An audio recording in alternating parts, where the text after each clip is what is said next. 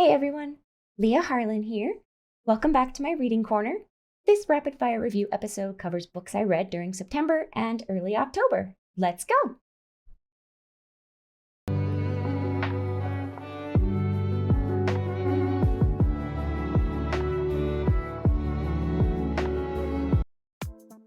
The first book I read on this list is Daughter of the Moon Goddess by Su Lin Tan. I gave this one a 5 out of 5.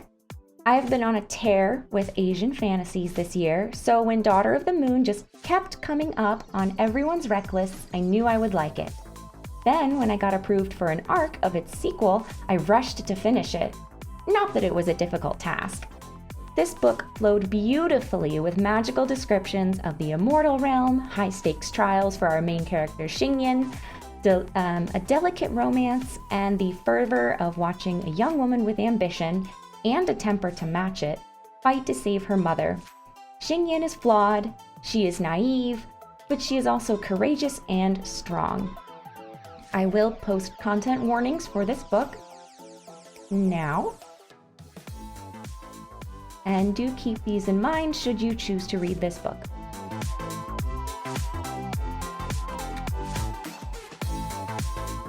The next book on my list is The Dragon's Promise by Elizabeth Lynn. I read Six Crimson Cranes, and you can see my review for that book on my April Rapid Fire Reviews video, which I will link. So I loved Six Crimson Cranes, and I blew through it, so I was looking forward to The Dragon's Promise. Lim has a writing style that is descriptive, but with an easy flow, making it easy to keep turning the page. There are even more beautiful moments with Shiori and her brothers, the memories she shared with her stepmother, and utilizing her wit and magic to succeed in seemingly impossible challenges. The thing that dropped this to a 4 for me was the pacing. This story has 3 pretty distinct arcs sewn together with minimal thread, and sometimes it felt like we were rushing ahead to the next thing, making it feel a little all over the place. There were also a couple times where I would think, why are you like this? About Shiori and her little sidekick Kiki, but this is mostly a minor nitpick. Now, this part is a spoiler, so if you do not want to hear about this particular thought of mine, you can skip ahead to the next book. So the description for The Dragon's Promise calls Shiori's love star-crossed, but I can't figure out what Lim meant here. Was she referring to Seryu, who never really got a chance to be a romance option in either book? Or was she talking about Takan, who was still pretty much the same as he was in the previous book, a lower lord that the court disapproved of as a match for their only princess? So that also kind of threw me off a little bit. I'm not sure what Lim was going for with that line in the way she marketed her book. But yeah, otherwise, just another minor thing.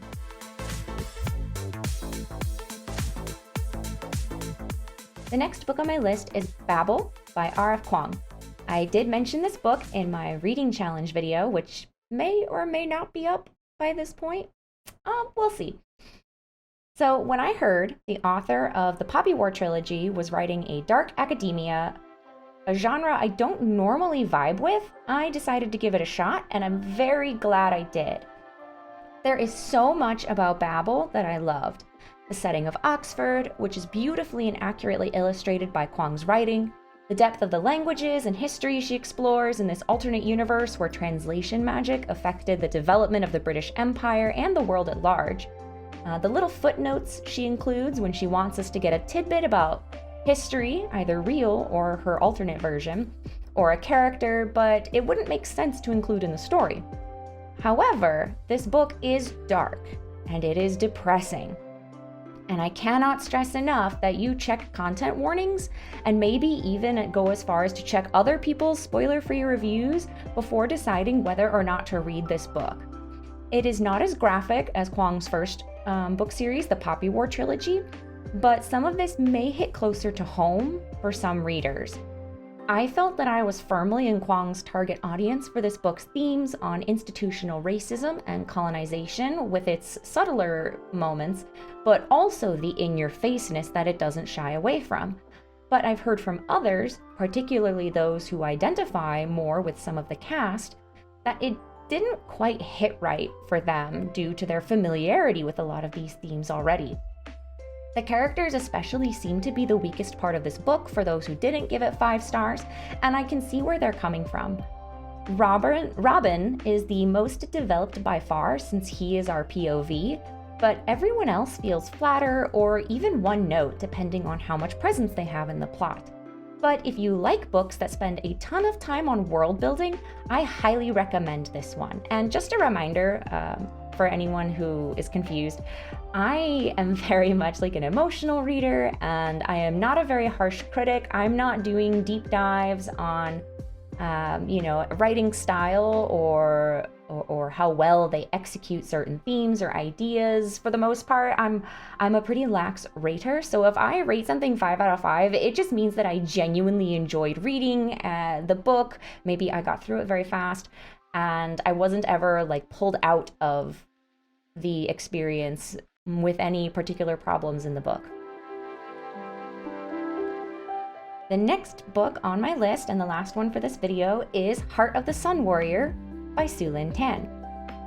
I also gave this book a 5 out of 5, and this is, for those of you who don't know, the sequel to the first book in my video, Daughter of the Moon Goddess.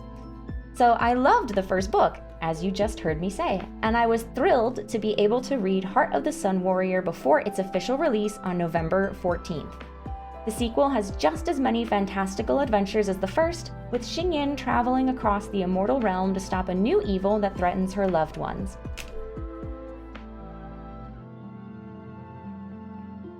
As someone who's enjoyed a few Chinese wuxia and xianxia dramas in my day, this story sits with the best of them. There's interpersonal drama, a despicable villain with a power that threatens even immortals, choosing between duty and love, making the honorable choices, and the raw honesty of the toll being a hero can take. The early events of the book that set up the eventual plot that drives the majority of the book felt a little disjointed in pacing, but as someone who likes C-dramas, it fell within the kind of storytelling I've seen before, so it didn't feel that out of place to me. Tan continually references and connects back to the first book, weaving the two together to make it feel like one long and continuous story where the characters grow even further. Now, again, this next part will contain some of my thoughts that are spoilers for the book, so feel free to skip ahead if you do not want to hear them. Regarding the romance, I'm not going to lie, I was a little disappointed with the love triangle in the first book.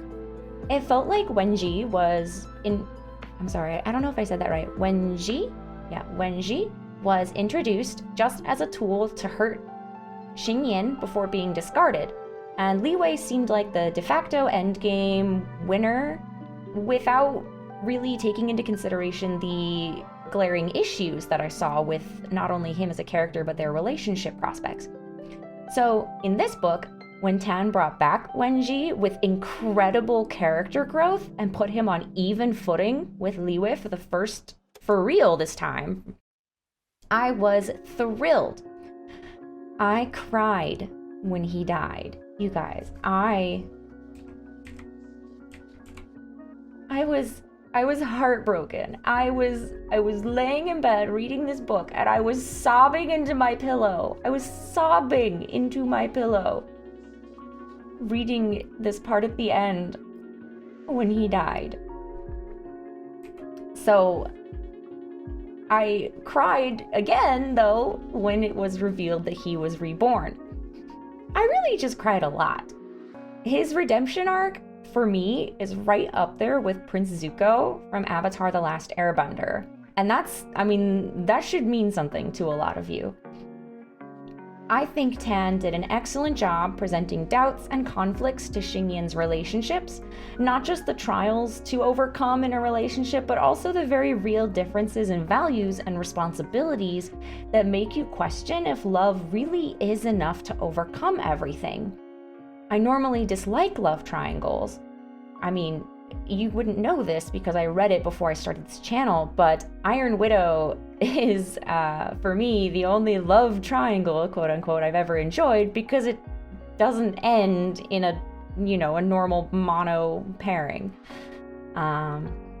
But I would give Heart of the Sun Warrior the award of only love triangle I will ever recommend, even though it generally ran alongside the main plot instead of being part of it. End of spoilers. Thank you again to NetGalley and Harper Voyage for sending me a digital arc of this book. And a reminder, Heart of the Sun Warrior by Sue Lin Tan comes out on November 14th, 2022. Well, that's all for now, patrons. I am trying to do some other types of video content, and I am having trouble reading a lot of books due to the heavy workload I'm dealing with at school. So I hope you can all understand that these rapid fire review videos may not have that many books every time. But I hope you will also check out some of my other videos. Follow me on TikTok to see shorts that are mostly humor and, just small little bits of editing and fun times. And then also check out my YouTube shorts where I will try to give some more bite-sized updates as I'm reading things instead of just, you finding out about the books when I'm done with them. But until next time, I hope you read something interesting and come back soon.